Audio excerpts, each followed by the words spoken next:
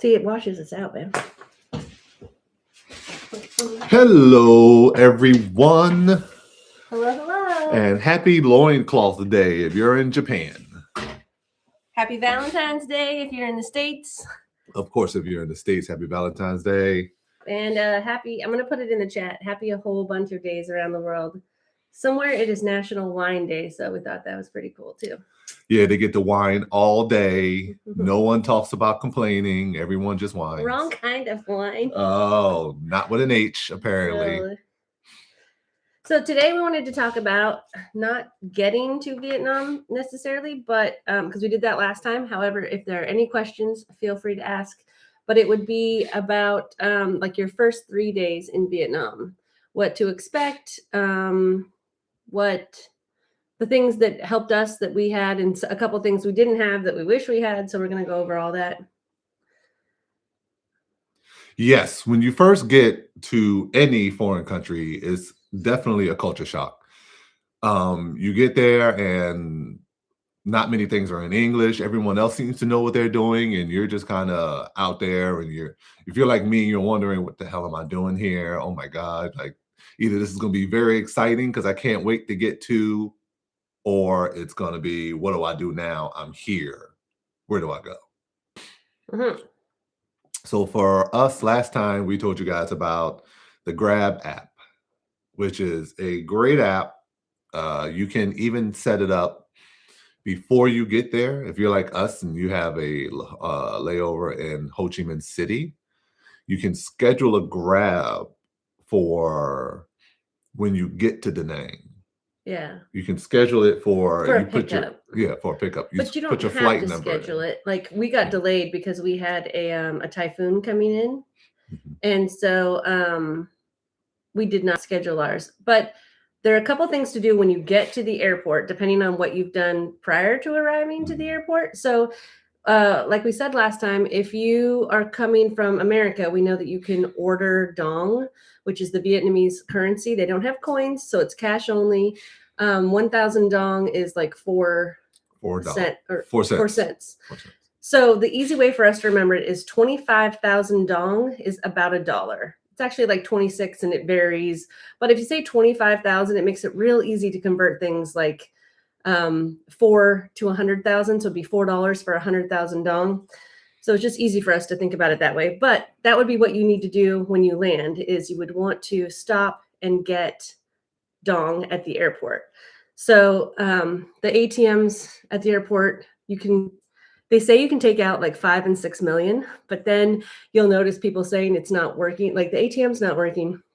This even happened to our friend when she arrived, and I messaged her and said, oh, just put 3 million. So 3 million, for whatever reason, is the magic number for the ATMs. The ATMs will tell you all over the city that you can take out 5 million and 10 million. We have not had one ever give us more than 3 million, and it usually errors or times out. So 3 million dong is the magic number, and grab that at the airport before you call your Grab, in my opinion. Like, that way you have cash if you want to tip anybody when you get to your hotel. So another thing is, Vietnam doesn't have a tipping culture. You don't tip like at restaurants. You don't tip for most things that you do, but you do tip when, like, the Grab app, you actually tip within the app. And we do that instead of cash, because then we get to hold on to more of our cash. But some people tip cash because then they know the Grab app doesn't take any of it. But I think it has a disclaimer saying that your driver will get 100% of the tip. Mm-hmm. So then you just have a little more dong in your pocket. But you will tip, like at the hotel, for them taking your bags up. You can tip for things like that. But you don't tip necessarily at a bar, and you don't tip at a restaurant. Yeah, they price their stuff pretty equitably. So your tip really is kind of foreign to them. Yeah, it's not their culture. Yeah, it's not their culture. Now, some people do understand that some foreigners tip. So if you do tip, it won't be like thought of as like crazy, anything like that. No, but it will change the culture a little bit. And so we try to have as little impact as possible on the culture and things like that. Oh, sorry, go Go ahead. ahead. I was just gonna say the different apps. Okay. So I'm gonna put, yeah, you can show them. I can show so Airlo or Oralo, AIRALO, is a great app for traveling anywhere. To be frank with you, For phones. for phones, you can get a SIM card, a eSIM, almost anywhere in the world. And a lot of times it does regions. So if you're going to Europe and you want to do all of Europe, it has a Shenzhen zone one. By the way, these are not paid ads. We do not get any money for this. This is not a promo anything. This is just what we use and what we like. But in Vietnam, you have so when you get there, you can use Aralo or Airlo, but I wouldn't do it for long because it's more expensive than you going. We like Viatel. That's the best one, we think. Viet, I don't know how to spell it. I'll pull up the picture. Viettel. So Viet, like Vietnam, VIET I'll put it in the TEL. chat. So Viet telephone. You need to bring your passport in cash when you first get it changed over. But you go to any Viatel location where it's a Viatel place, not where they sell the phone cards. We'll get to that later. But you go to a Viatel place and the young ladies or the young gentlemen in there will take your phone and do everything it needs to be done with, hand it right back to you within 3 minutes, complete with all Viatel. Now, the prices are better because over here in the States, you might get, like with us, we have Mint Mobile here in the States. We pay for the year, so it's like $15 a month. And it's very inexpensive, but it's only like 5 gigabytes a month. Whereas over there, you could get 8, 10. At one time, we had 20 gigabytes a day. Can I put a picture in the thing? I'm sure you can. Well, it's not looking good. We'll see. So a lot of people over there use their phones for hotspotting to their television to watch things, or they might just watch stuff on their television, on their phones. Being over there, you really do get a lot of data for very little money. Yeah, so what did we get? We got 8. We got, like I said, we were doing 20 when we were doing, 3 and 4 hour live streams. Yeah. On the beach. Is because we had 20 gigabytes per day per person, which is the max. But we normally were doing 8 gigabytes for 30 days. We realized that 8 gigabytes is probably the best for us. And at 1 month, that was 230,000. I'll just show you a little bit of the pricing there. So if you're rewatching it, you can pause it. But it's 230,000 for 8 gigabytes a day, which is like $9 a day. And you can get an eSIM or a physical SIM for your phone, but that would be like in your first couple of days. So if you get Airlo for when you land, that way everything works. That way your Grab app works and everything, any communications on your phone, your Google Maps, everything will work on your phone for 3 days. And Airlo has different prices and different plans. So you can get one that might last all week in case it takes you another day or two to get to a Viatel. And Viatel is cash only. So that's a really big thing, because if you're only getting 3 million at a time and you get one of these larger plans, like Steven said, for a while, we got one of the bigger plans and we were paying like 500,000 dong a month, then that between the two of us is 1 million dong. So they don't take any kind of card, but there is an app, Moretta Pay, that you can use for QR codes, and they use QR codes everywhere. So Viet Pay is a Viet Pay? Viet Pay is one of the QR code issuers. All right, so let's break this down. So throughout Vietnam, there is no coins, right? It's all cash from 1,000 to it's all paper. From 1,000 to 1 million dong you could get in paper. But they realize that not everyone can has the money when they go out to buy things. So they have these QR codes hanging almost at every place.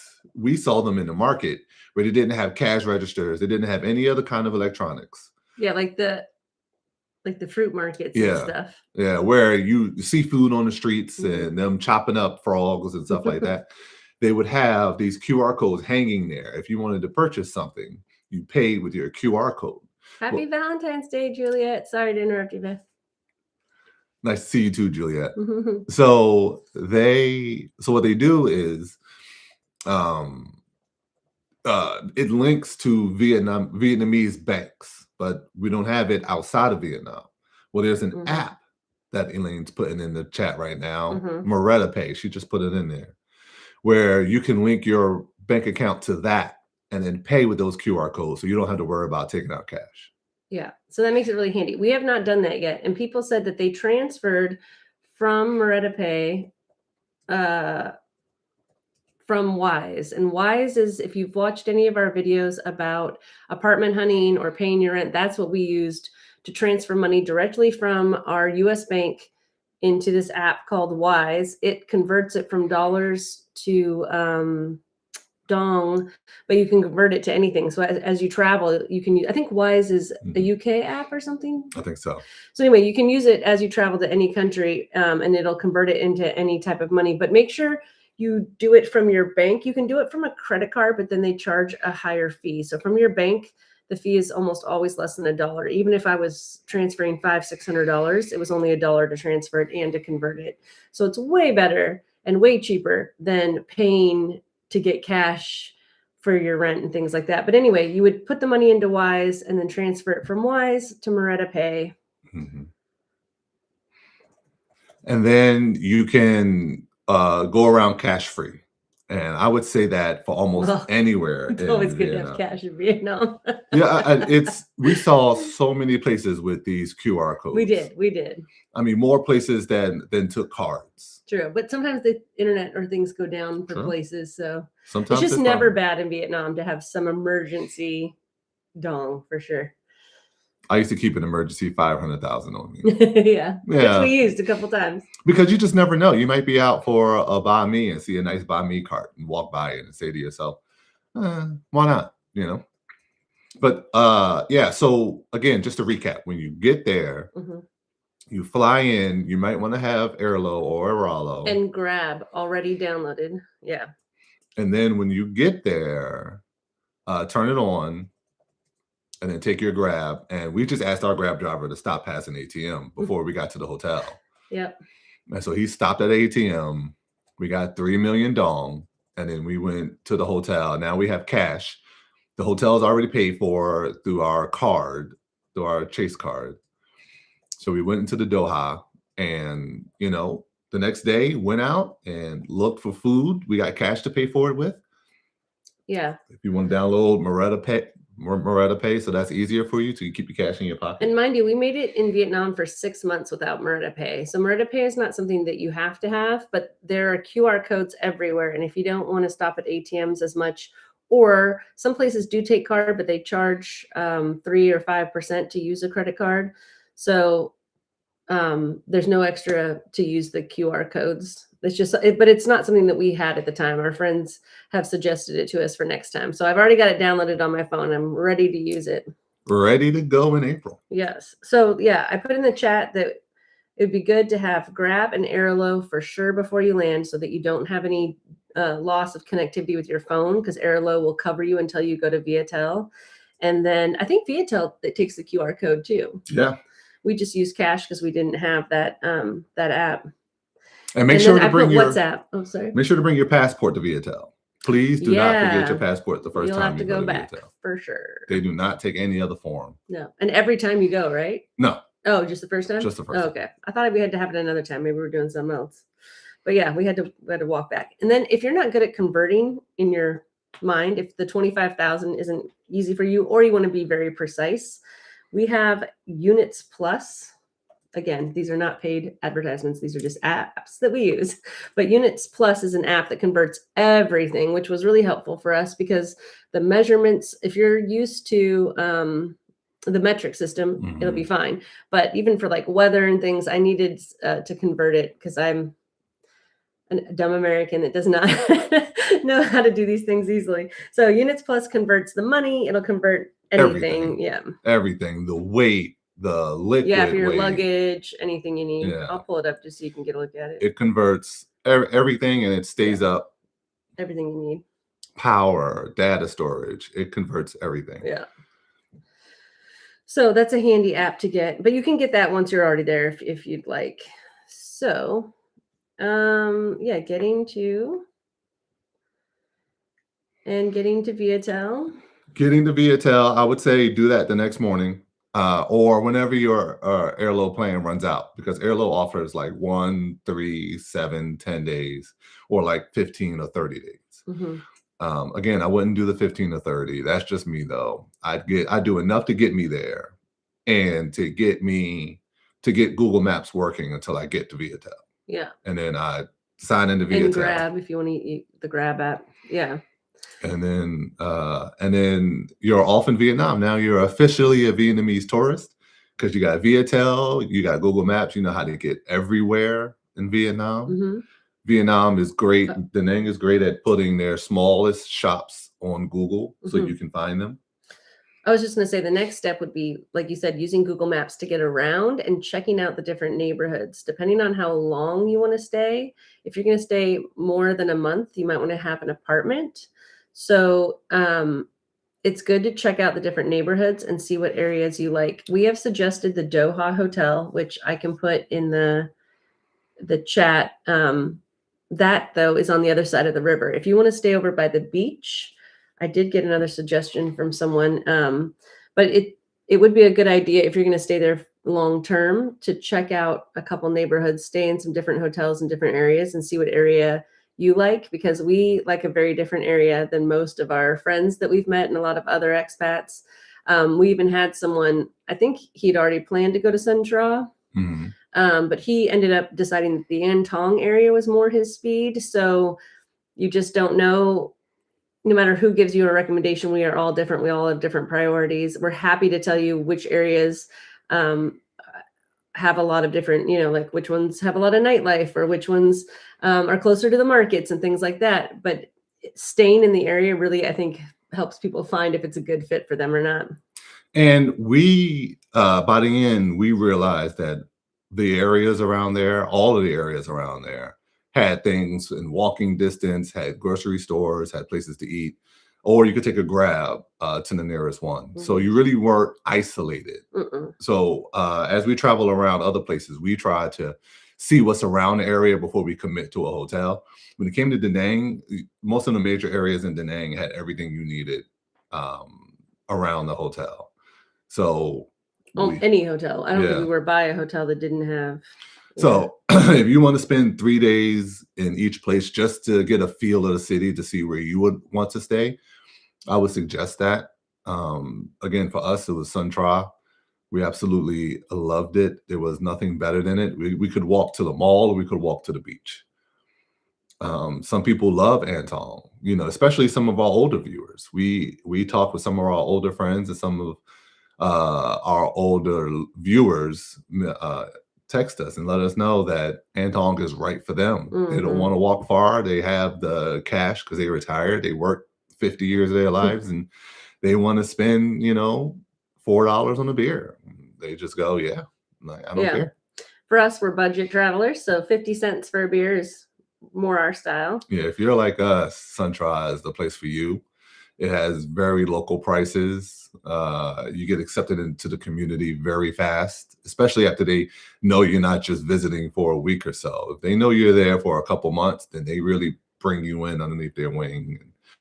And we had, every time we walked past our restaurant on our block that we frequented, we would get smiles and they would wave us in and we go, it was really a nice place to be. For sure. So this hotel I'm putting in the chat, we have not stayed at, but one of our friends, Jan, highly recommends it. And all of her recommendations that we've had for restaurants and things have been great. So it's about $20 a night. It has a great breakfast, she said, and a rooftop pool and bar. And so if you're looking for that more extravagant, fancier side of Da Nang, but still on a budget, then that might be a good option for you. Let us know if you like it, because we don't know where we're staying when we go back. We're hopefully going back in April. So yeah, and hopefully the landlord to the place that we gave up already asked if we were coming back. Yeah.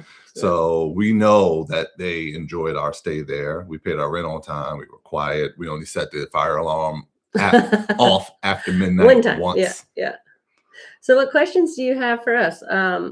We don't know, like, it's different if you're going to go for a vacation and you're going to stay for a couple of days, or if you're going for weeks or months, what you might be interested in learning about.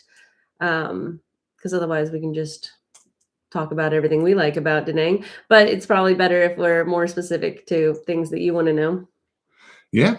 So those are our apps. Oh, go ahead. I didn't. No, I was just saying it's a city that you can really set roots down in. Mm-hmm. We loved being there because there's enough English to get around. Mm-hmm. They understand sign language, which Elaine was in Japan and she'll tell you firsthand. Not sign language. Miming. Miming. Miming. Yeah. Being able to act things out for if you need something. Like if you're not able to communicate about the money, they'll bring out a calculator and show you how much it is, or a phone, or they'll just bring out cash and show you, like, you need 2 of these and 3 of these. And so they're really good at communicating without using language if they need to. Yeah, they don't expect you to know Vietnamese, right? And they're happy when they know English. Hello is something that they use with one another. Yeah, they answer their phones with hello. So they know hello and they know it's English. Mm-hmm. So you'll walk down the street, a random person, and go, hello. Who was that? Mm-hmm. Who's that speaking to me? Yeah, but it's nice, like, if you can learn a few phrases in Vietnamese, just learn a little bit, so that we think it shows that you care about the culture. So we like to learn, like, please and thank you and stuff like that. So, and they know Chau is hello. They know foreign holidays. They know the foreigners over there love their holidays back in the country. So I'm sure there's something going on for Valentine's Day over there. Yeah, although right now it's Tet. Oh, it's their big New Year celebration. Yeah. So Tet is the Lunar New Year, which Vietnamese people observe. And it's going to be a giant party over there. So they celebrate, it says the 16th through the 20th. So I guess technically it's not. Oh, but it says can span from February 14th to the 22nd. So they're partying. Flight prices are up. Hotel prices are up. Yeah. Right now, if you're trying to find, if you're looking at apartments in Da Nang, just know that they're really inflated because of Tet. So if they look really high to you right now, it's because they are. And unless you locked in a lower price a few months ago, then it'd be great to wait until the end of this month, until March, to get a lower price. And what were you going to say? Okay. No, I lost mine. Sorry. How to find pricing and apartments. So the way that what we did is, once we found some agents, we stuck with them. We found 3 that we really liked, but you don't have to have an agent. You can just go on Facebook and you can join different Facebook groups. You can search like Da Nang, expat. I can show a couple that I'm in, but I've left most of the house hunting ones. Although some still will show house hunting, even if it's just a regular expat group. But then you can see different apartments, see the prices, and sort of keep an eye on the market, because it definitely changes throughout the year. Rainy season is a great time to go snag an apartment. So let's talk about apartments.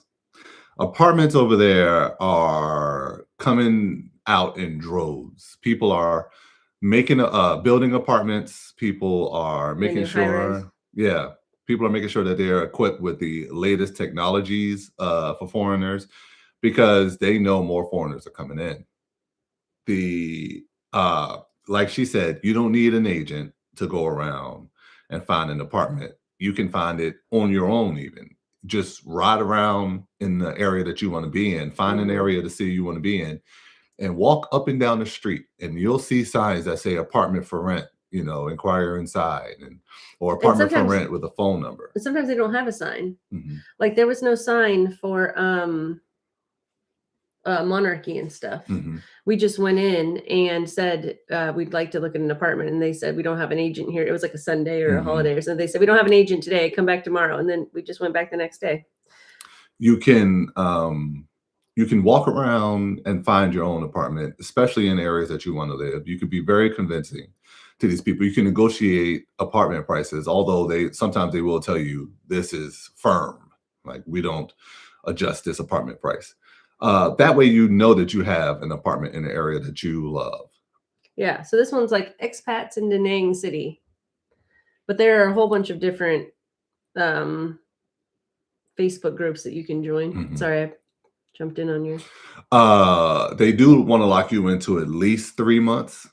Sometimes you can get a month, Hmm. but more than likely they like to lock you in for 3 months. Um, know that if you're willing to give more cash up front, that's a great negotiation tactic. So the banks in Vietnam have a high interest rate for savings, normally around 5 or 6%. Hmm. That's why you need to invest a lot of money in the Vietnamese bank in order to have a bank account To get some out. Yeah. to get some out, because they know people would just flood the market for Hmm. the really high savings rate and get the interest. So if you're willing to give your landlord more money up front, they're more willing to knock off some of the prices in the rear, which means what? So let's take our apartment. We had we had negotiated for 11,500,000 for our apartment, but it was a $2 million deposit.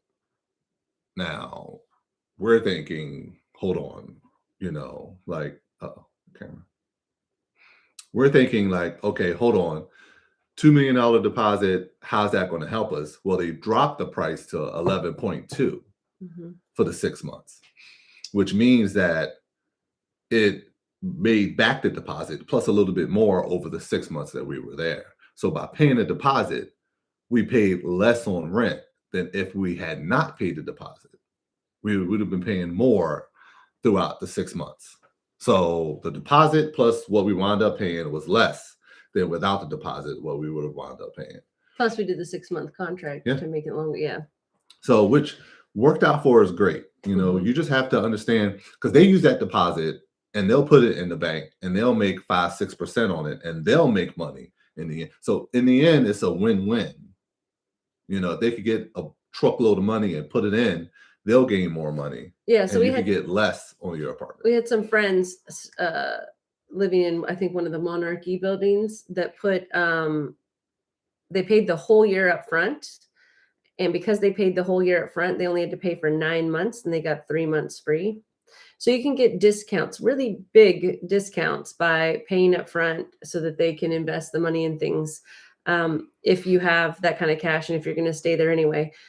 We knew we wanted to stay 6 months and then weren't sure because we're technically full-time travelers. So we weren't sure that we would stay in Vietnam. We did go to Thailand for 10 days to Mhm. renew our visas. If you guys have visa questions, please feel free to ask those. But we talked last time about visa stacking.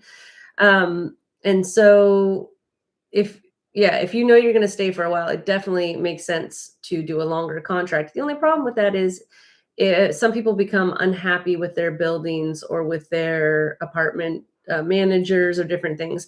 We actually had one set of friends who didn't think their apartment was that great. They actually, it was kind of crummy.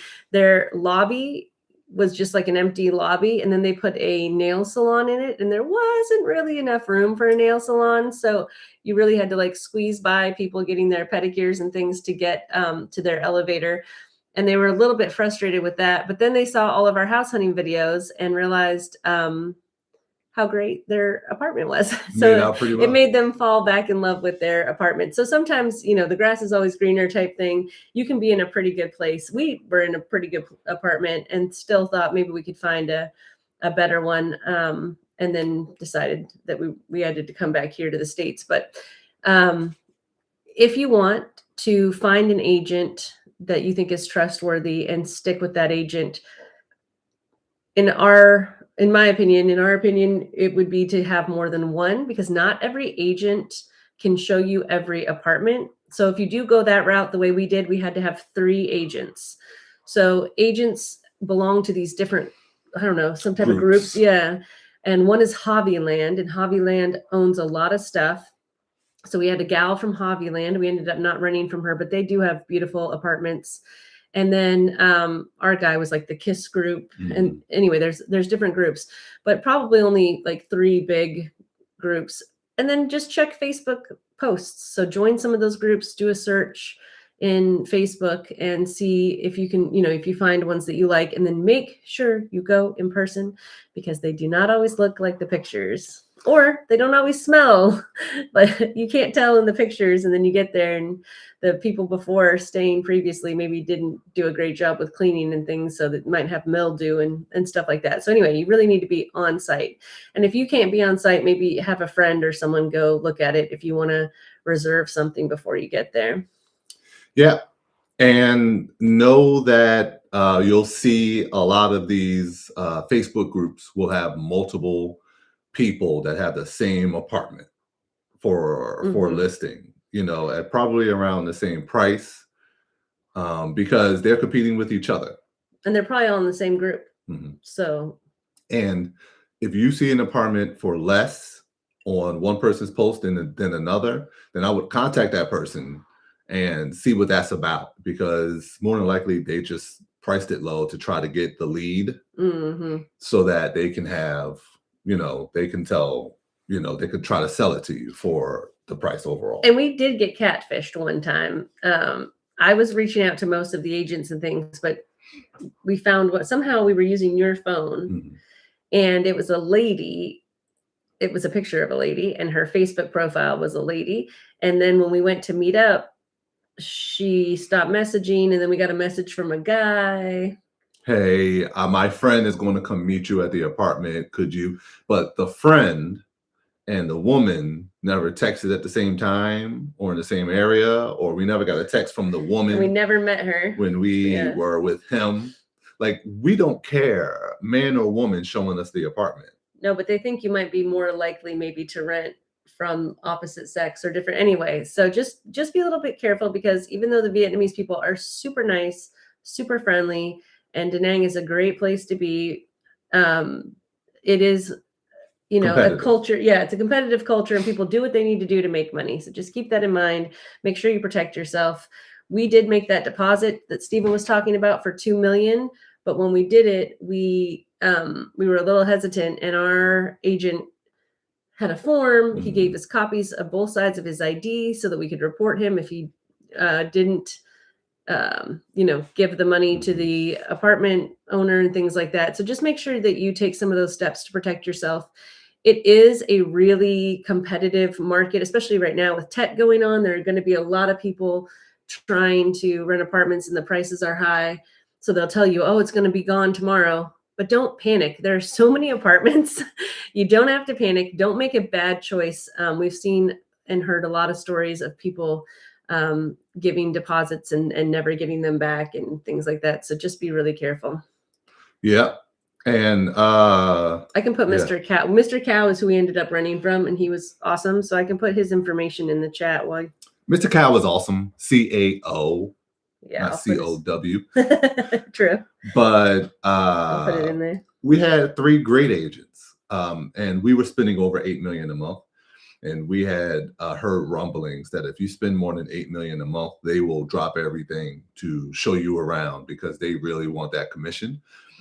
So the fact that we were in that level made it so we got every agent, and we got people texting us talking about they wanted to be our agent and meet us here and meet us there. We didn't have the time. The great thing about the 3 that we had was no one wanted to waste your time. So they bring you together to show you 2 apartments in the same building, and then go, okay, well, see you next time. And then you just text the other agent and say, I'm free. Go over to the other agent, and then he's showing you 2 more apartments.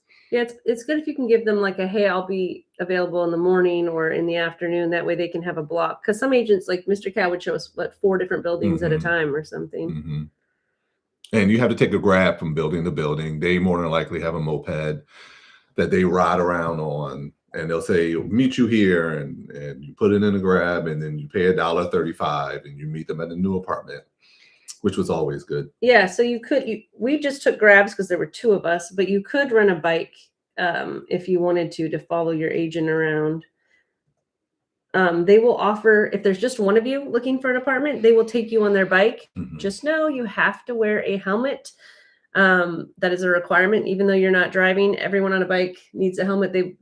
That's one of the biggest things they'll pull you over for is Mhm. not having a helmet. So just ask your rental agent if they can bring a helmet, or if you don't want to wear someone's hot, gross, sweaty helmet, you can buy one at like any market. Literally walking down the street, there are helmets for sale everywhere, and you can buy one for less than $20 and have your own. Which, if you end up getting a bike, then Mhm. that can be Mhm. beneficial. That can pay off, especially in the summer.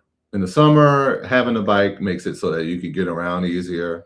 The wind flows, you can get to where you're going faster Hmm. because Grab doesn't take long, but Mm-mm. sitting out there waiting in that sun is a beast. Yeah. It does get hot for sure, but they're really, really fast. I mean, what we didn't wait more than a couple minutes ever. It depends on how far out you go. But if you do get out of the city, so like if you want to go from the beach in Da Nang and you want to go up and see Lady Buddha, the best thing to do is use WhatsApp or Zalo and or Google Translate. And after you call the Grab and you're in the Grab, make sure that they're not in the middle of driving, like, because they're so polite. They try to communicate with you while they're driving. It's like, please focus on the road. We'll chat when we get there. But they'll wait for you. So you can keep that same Grab driver and you don't then have to be further out of the city trying to call for a driver. That driver will wait for you. And then what we did is we just made sure we negotiated everything beforehand, and translated it. And then we paid them cash. So that's another reason why it's always great to have cash on hand. You could go through the Grab app again, but you don't know that you will get them. So you Mhm. might end up with another driver. So anyway, if they wait for you, like our guy did at Lady Buddha, then you say, okay, it says it'll cost this much to get back down the hill. And sometimes they'll take the amount of the app. So they only get 60% through the Grab app, we think. Mhm. But sometimes they'll take that amount. Like if it's 100,000 dong, they'll take 100,000, but sometimes they'll take 80,000 because they would have only gotten 60,000 through the app. So you pay 20,000 less and they get 20,000 more, and everybody's happy except for Grab. But Yeah, except for Grab, and you but don't pay people use any. Grab a lot. They're making plenty of money. You don't pay for any more than what you would have paid, and the driver gets more money. Like, Exactly. why not? It's a win-win. And you almost always only do it one way. So Mhm. Grab is always getting paid at least one way. And you can also use Grab like Uber Eats. They deliver food and they deliver groceries too. Mhm. So if you have any disabilities and you're worried about walking and carrying groceries, they'll deliver it right to your door. Yeah, we had a neighbor that was injured, and we offered to get her groceries, and she was like, "No, if I spend over $8, I think it Yeah, on was." the Lotte app. I'll put that in the chat too. Yeah. I put Mr. Cow's info in the chat too, wherever that is, if you're interested. So if you go there and you injure yourself, like we've seen plenty of people injured. You can order the food and they'll bring it right to your door. No tip, no problem, no matter the weather, no matter, like we used to give bigger tips for if they came in a pour down rain or stuff like A that. typhoon, monsoon, we were like, tip big. But yeah, people over there hustle. They look for a job, and you coming over there telling them, you broke your arm and you asked them to bring you groceries, they are elated. Around 7 p.m., we used to see Grab drivers out of our window would lay on their bikes on their phones waiting for the next Grab to come up. Yeah. Vietnam. It's amazing what they can do. All right, I just put the Lotte Mart. That's the whole name of the app, Lotte Mart Vietnam. So you can get your groceries delivered with that one. And they have Lotte hotels. There are so many different things there. They also have the Lotte Mart Mall. They also have Go Da Nang, but we're not able to use that app as Americans. You might be able to use that if you're European or something, but we don't have access to that at least in our Apple apps. So what Elaine did was give her phone number to the lady at the cash register. Yeah. And the lady at the cash register created a account Yeah. for her. And then we collected points and got discounts, but you then can't order via the app because I couldn't get the app. But yeah, you can still get the discounts and things by giving the phone number. And that's another thing. It's going through Viatel. You end up with a Vietnamese phone number. And that's very cool if you're like me and you like online shopping. So in America, like we have Amazon and Temu and things. They have Temu Vietnam, although we had some friends struggle to get it to work. But it's the same app. I was able to change my address to a Vietnamese address and my phone number, and then it changed my.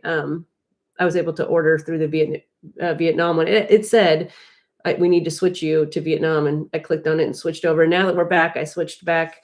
But you can also use Lazada. So if you need to order, sometimes like we had some friends that had come over from the Philippines, and I didn't necessarily want to re-download it. Anyway, I don't have it right now on my phone because we don't use it over here. But Lazada is like the Amazon of Vietnam, and you can order a lot of different things. So some people came over from the Philippines, and they said they couldn't find a toaster anywhere. And I was like, oh, get Lazada, because you can order even American type things on Lazada, like a toaster, even though they couldn't find them in any of the electronic stores. It says toaster machine. But anyway, so some things that we think are just very routine, normal items to have don't come with the apartments and are not normal or included. But you will have like a kettle if you're from the UK, especially, and you love a kettle. Yeah, most apartments come with dishes and pots and a stove for you and a rice cooker. Some come with towels and things. Ours did not do that. I'll put Lazada in the chat. And each thing costs. So when you move out, they'll inventory everything and then charge you for the stuff that you either break or is missing and stuff like that. So Lazada gets you almost anything that you need. And it gets it there pretty fast, I must admit. Temu could be pretty slow because some stuff came from China. Yeah, Temu is definitely coming from China. So it has to ship, and then it has to go through customs. And that always takes like at least a week. I don't think we ever got anything faster than a week. But Lazada, you can pick in the top, like you can on Amazon, when you need it or how it's shipped and where it's coming from. So you can put local. And if it comes from Vietnam, you can get it same day, next day. So that's really handy for a lot of things. So if you need it urgently, Lazada is where to go. If you want things like Christmas decorations and some things like that, it's a little bit harder to get on Lazada. That's when I go to Temu, and you just plan a few days out in advance. Do you guys have any questions about the apps or about the apartments? Or I've put a lot of apps, probably like over 10 apps that we've used in the chat. So if you have any questions about getting those are all through our Apple App Store. And we didn't have any issue. You do need to have, though, how I got started on this was a Vietnamese phone number in the apps. So for Lazada, for sure, you need a Vietnamese phone number. And if you go through Viatel, they'll automatically give you that and they'll put it on your phone. Ask them to enter it for you. So if you don't enter it, like I had to call Steven to figure out, because his was entered in. We got different people and they didn't enter mine in. So when you go to like your phone and then you go to your contact, my card, if they will put it in there for you, then you know your phone number and you can click on it anytime. They didn't put mine in for me. They put Steven's in for him so we could pull his up. I called him and then I could see what my phone number was on his phone. And then I added it in. But anyway, just a little thing that they probably assume you know how to do, but they don't like give you a form when you get a phone. It's not as formal as here in the US. So they take your number and then they give you, they take your phone. Yeah.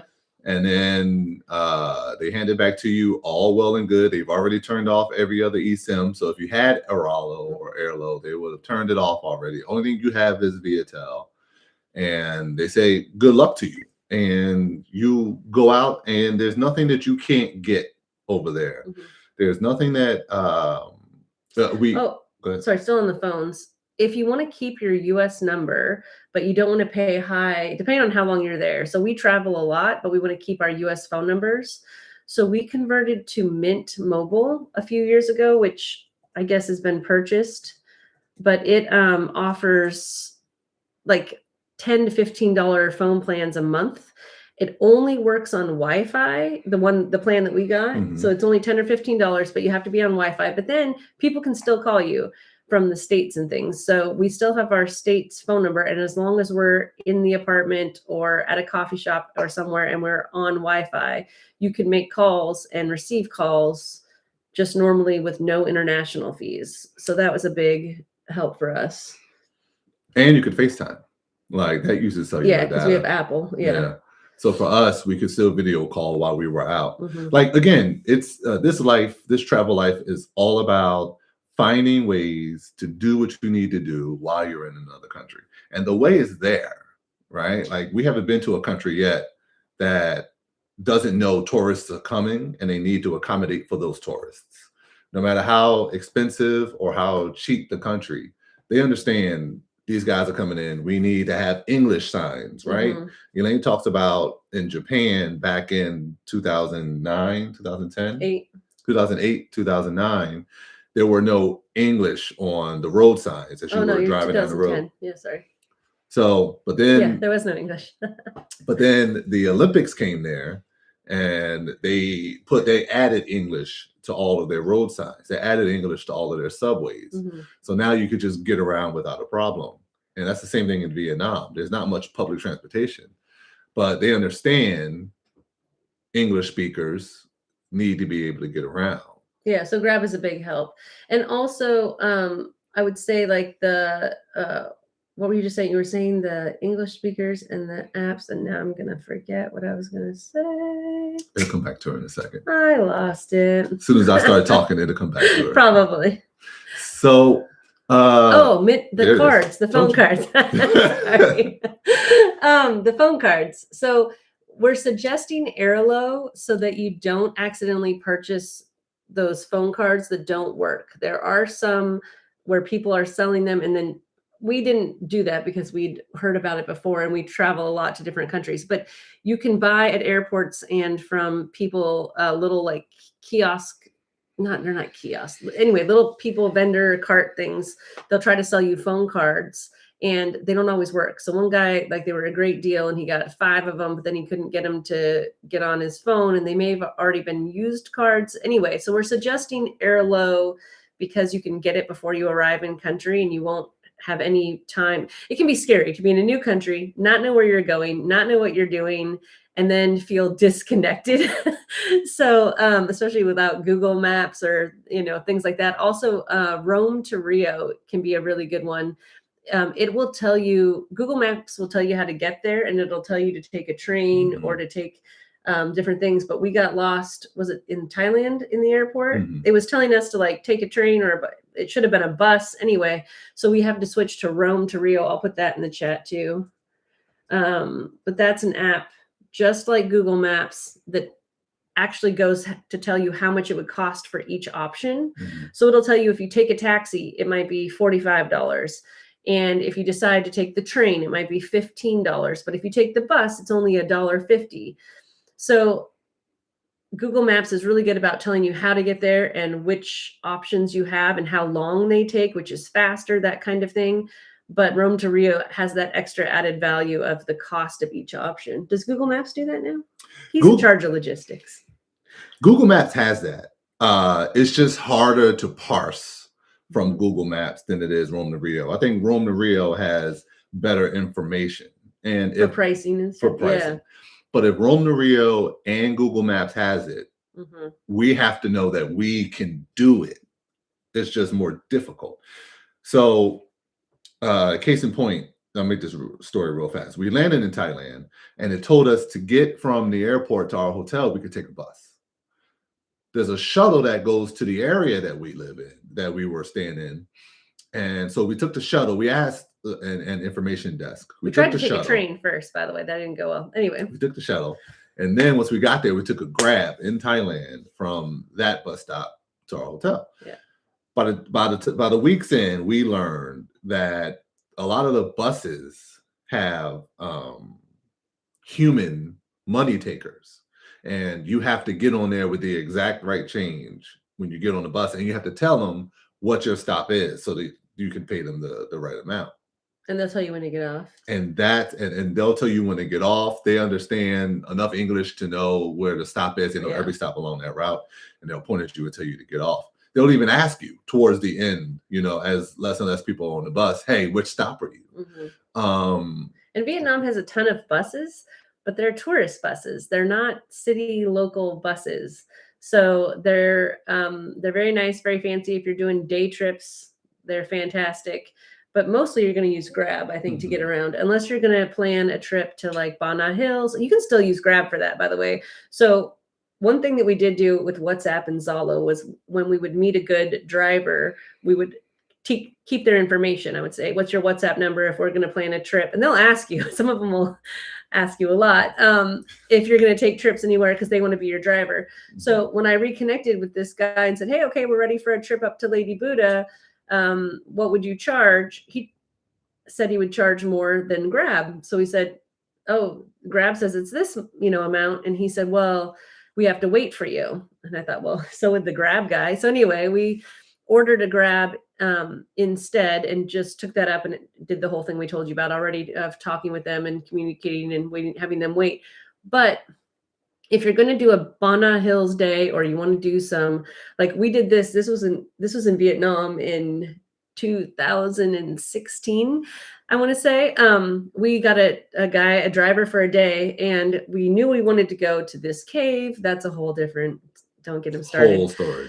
And we knew we wanted to go to a hot springs and different things like that, but we had no idea where to eat. So we asked him, like, take us to your favorite restaurant. And restaurant is a strong word. It was some lady's house. She made delicious food. She did have a couple of tables. So I think she did have a restaurant. She did sell food and things. But you can make those relationships, and you can see a more intimate side of Vietnam and Da Nang, and you can also save money. And then, it's a win-win. And if you make that kind of connection, the next time you want to go on another trip, you can say, hey, you want to take me to this?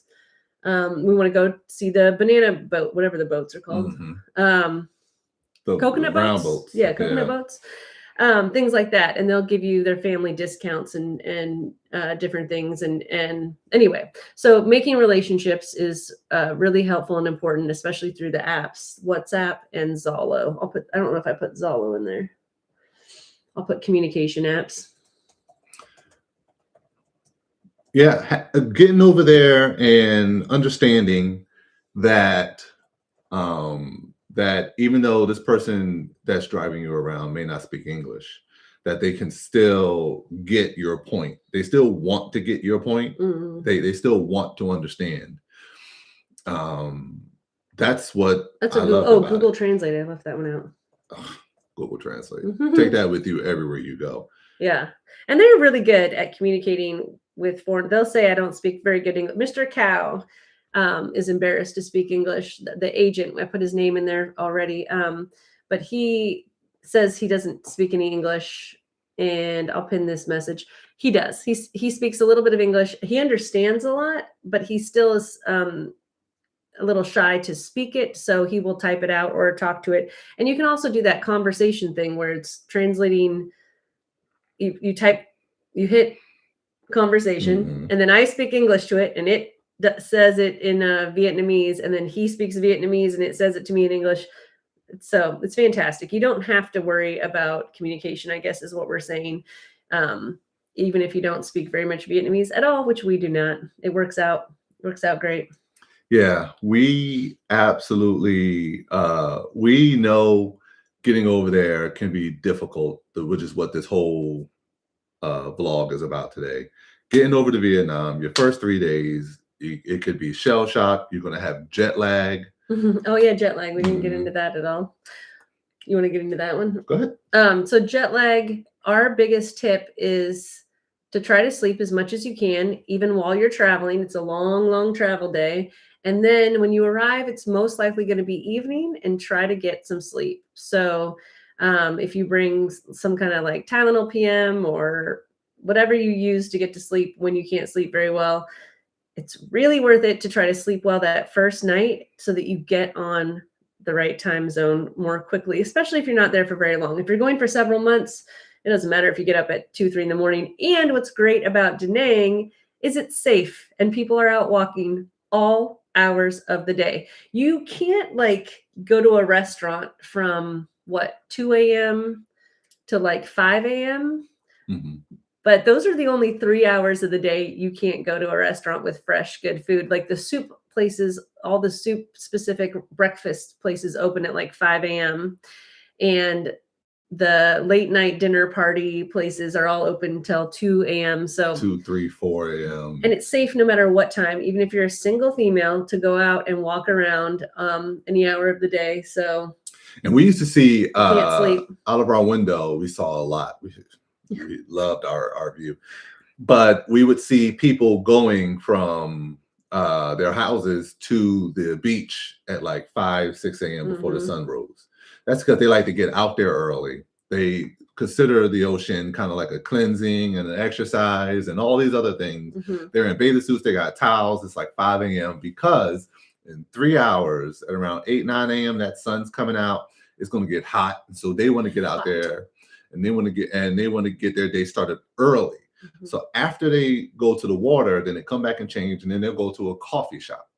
So we used to, lazy Americans, we get up 7, 8 o'clock in the morning, headed to the gym, and we'd see the coffee shops would be full, packed. We didn't understand it. But that's them getting their coffee in. They've had their exercise, they've had their coffee, and they're ready for work. And some of them don't go to work till later in the day, we found out. So that's why they can be lounging more that time of day. But yeah, it's an early economy. It is early and then late because it's hot in the middle of the day. So it shuts down like the markets. The main popular market is Chau Market on the other side of the river. Chau Con. Well, yeah. Oh, Con Market. Sorry, Chau means market. Anyway. Market. Yeah. market. But what's the one? Bok Mian? The one that's close to Antong and Mian, where a lot of people like to be, just west of the beach down there, is 7 a.m. to 7 p.m. However, if you go from like 11 to 1 or 2 p.m., it's nap time in the market. So the ladies will be sleeping right next to their vegetables on cots, or one lady was sleeping on the meat table one time. Anyway, they take naps there. It's a nice time to go to the market if you're not looking for that. If it's your first time and you don't want a crazy chaos, bikes going through the market, all the everybody picking up the stuff for the restaurants. It's a good time to go where it's just a slower vibe and you can take your time. But not everybody will be open, although they will either sell stuff for their friends or wake their friends up if you are making a purchase. But that's a good first time to go to the market. I don't know if you've seen any of our lives where we went to the market at like 7:30 a.m. on a Saturday, but it is packed. It is chaotic. It is intense. It's a lot of fun. It's very cool. It definitely makes you feel like you're in another country.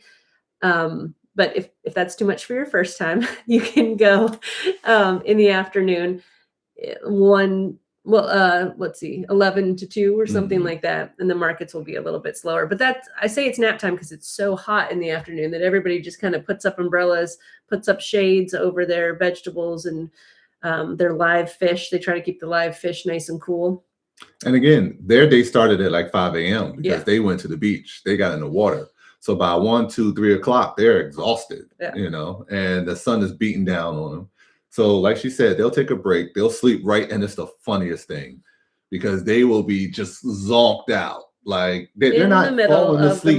They're not like falling asleep with their groceries. They're like laid out, like out. And so like she said, the neighbor will sell things or the neighbor will wake them up. They'll sell it to you and then you get to go. But then it picks back up around 5, 6 o'clock when the sun's going down. Even like 3 or 4, I would say. Yeah. Depending on which market you're at. Sorry. The city's completely different at night. Things light up all over the place. It is a completely different place. The view is completely different. And shops open up. Shops stay open pretty late, 10, 11 o'clock, for you to go and eat and do everything you got to do. The bun bao guy is coming around about 11 o'clock. Yeah, we don't really go to the Bok Mian market in the evenings because in the evenings, the Sun Tra market opens up. It's a night market. And that was closer to our house because we were in Sun Tra. It's also by the Dragon Bridge if you're looking to do the Dragon Bridge. I hope it's working again. At New Year's, it was not working. It malfunctioned a couple days before New Year's.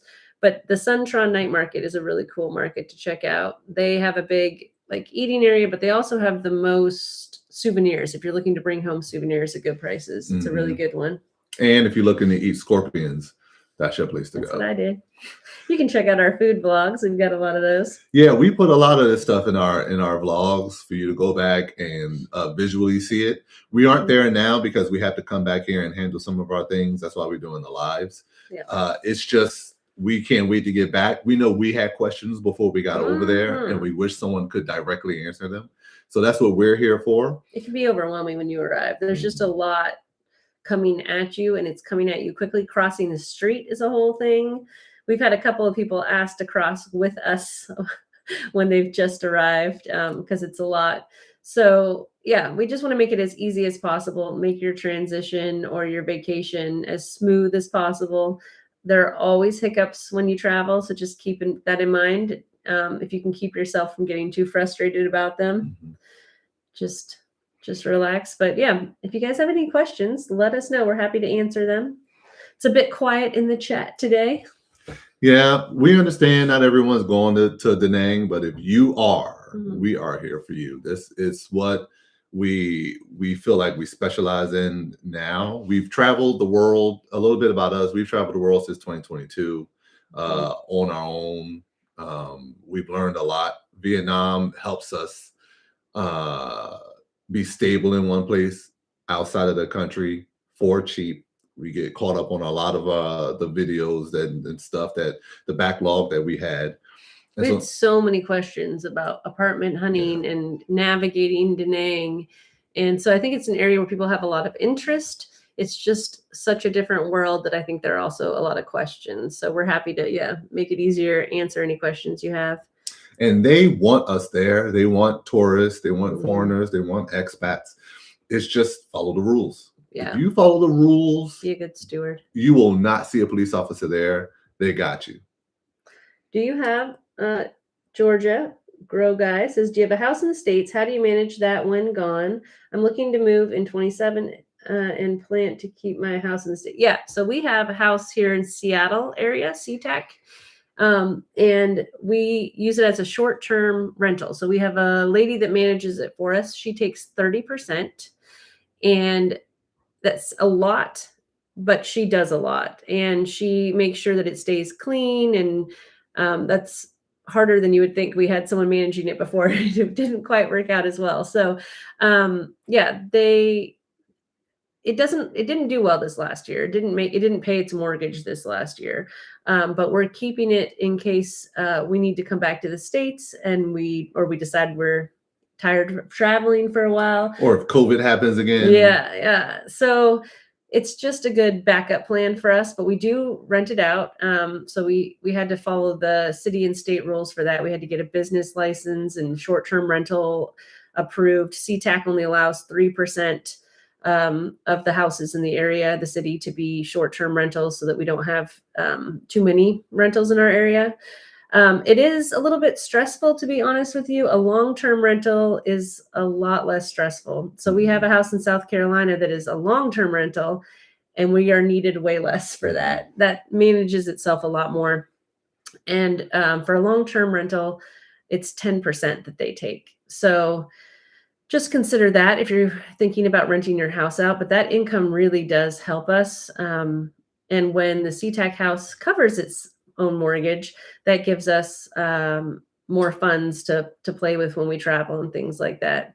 But that's what's great about Southeast Asia, is it is so cheap. So we're talking today about Da Nang. That's where we spent 6 months in 2025. We loved it.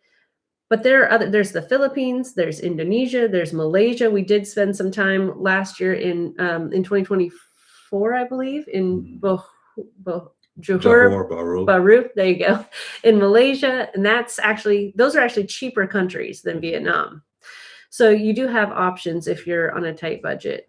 We met up with a viewer and had dinner with him in Vietnam. And he told us that he had just retired, and he was coming over to Vietnam to see what it was like, to see if he wanted to stay.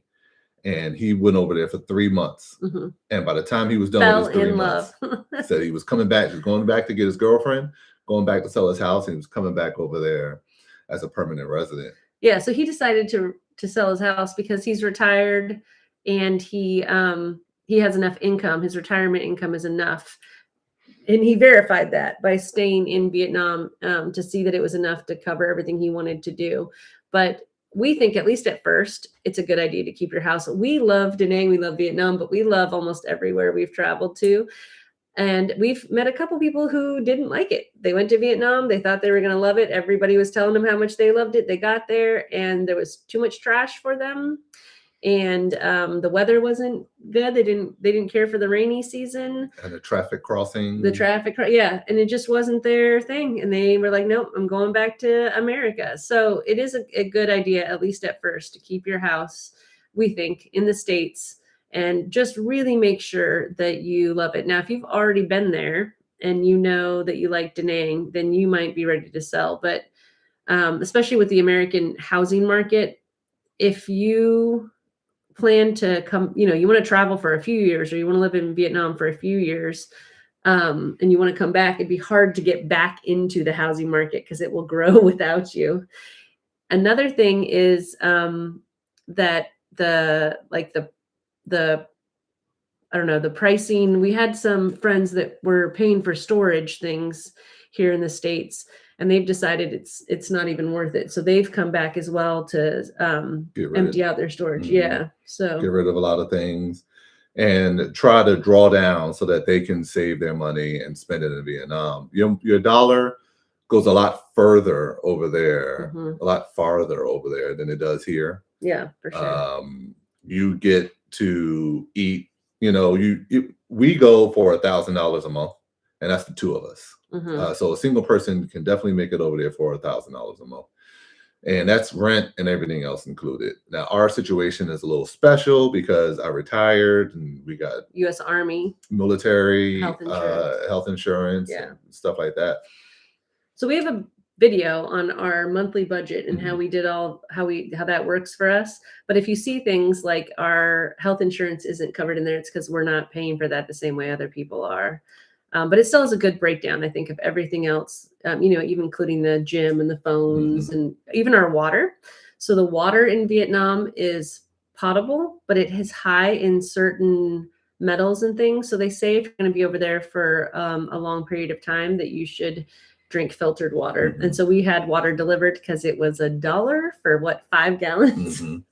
So we just had a water guy. That worked out well for us. And he was punctual.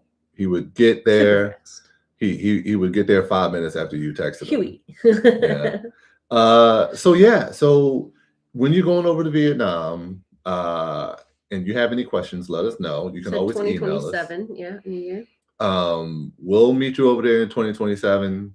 That's a great place for us. We were looking at condos, if you believe it or not. Yeah, we're only like $50,000 and $60,000 to buy. And if you're a tourist, you can buy a condo. You can't buy land, but you can buy a condo, which is already on land, and have that as your permanent place, get a different visa and everything else. Yeah, that's what I was saying about the visa. Yeah, if you're planning to move to Da Nang, you hopefully have already researched this, but the visas, there's no retirement visa in Vietnam the way that some countries like the Philippines offer retirement visas.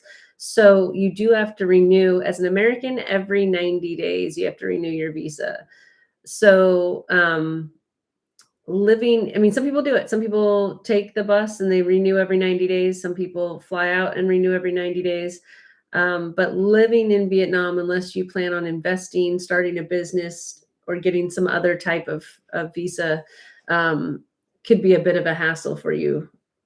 But you could live in Southeast Asia and travel from Vietnam to, like Thailand, and then Vietnam to Malaysia, or keep going back, because our storage, we put stuff in storage while we're here in the States.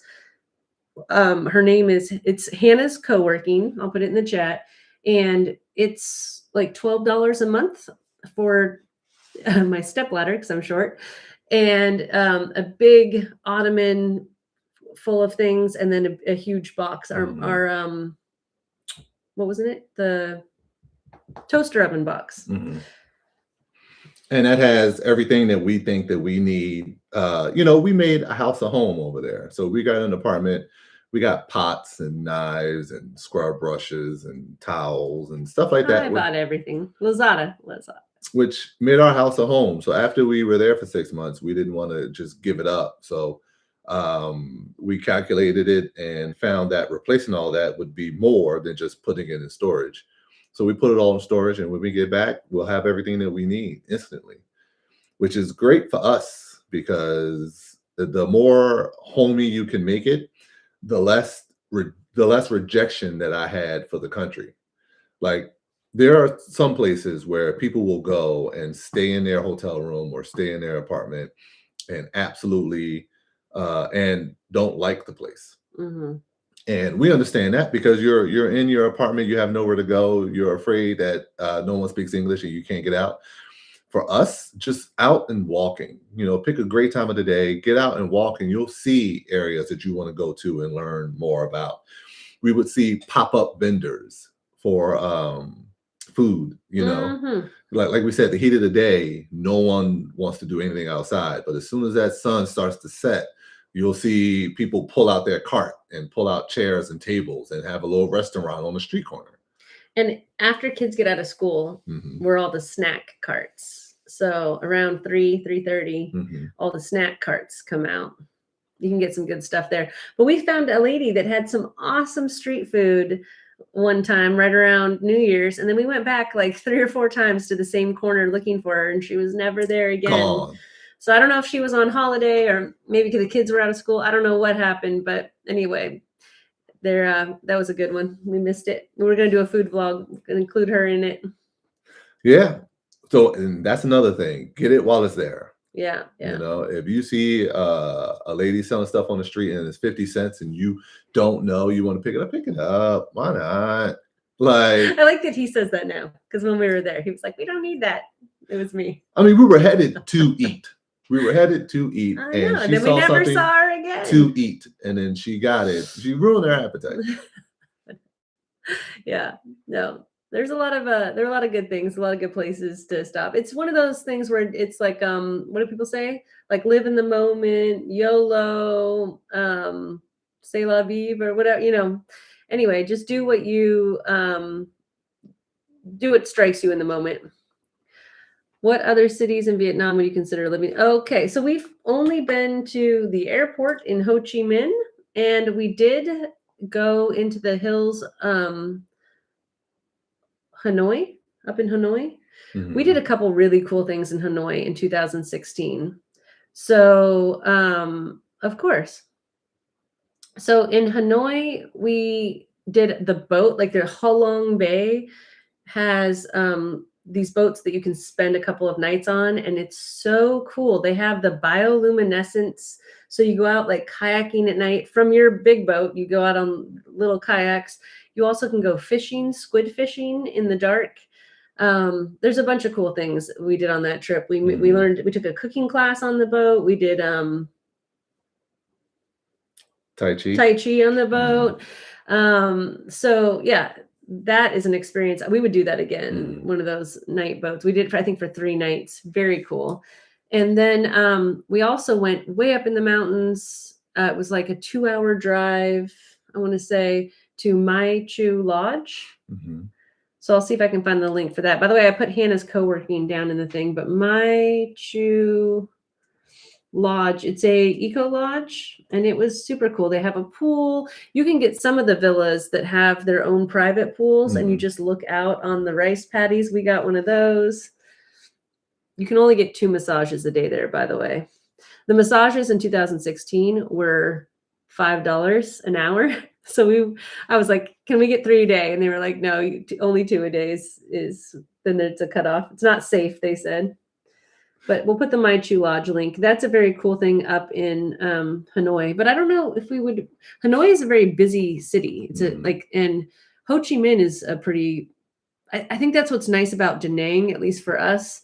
If you're a little bit more laid back, you can choose when you want to like be at the beach doing beach things. You can choose when you want to do city things. You can choose when you want to do the party nightlife. It has a little bit of everything. But some of those cities, like getting around Hanoi, they're just trying to sell you stuff all the time as you're walking by. It was a little stressful, a little overwhelming. They're coming at you from all angles. You get to Da Nang and it's like, They're still selling you stuff, but it's like Mhm. one person at a time, Mhm. and maybe only if you're walking through the market. They're not trying to just sell you something on the street. The bow guy does go by on his bike all the time. And they'll look at you and they'll smile. They'll get eye contact with you and they'll point to their stuff and go, "Hey, do you want some of this?" And like there are plenty of times where we're walking down the street and they asked us if we wanted a massage. Yeah, Like so they'll they do still ask sell you. you, Yeah, yeah. but they don't. But after you say no, they're kind of like, okay, Yeah, and they'll smile and say thank yeah. you. Like, yeah, it's just a different vibe in Da Nang. So Da Nang definitely is a little more chill, and it still has like we were able to watch American football at Mhm. some bars. They had British bars. They had a Japanese izakaya.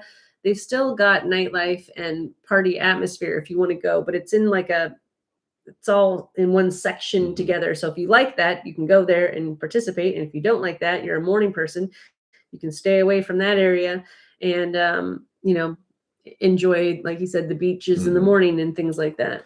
We went down to Hoi An for a day. Hoi An's nice. Hoi An is very nice. It's a very old city. Hmm. They have a lot of great places down there. Be careful where you go.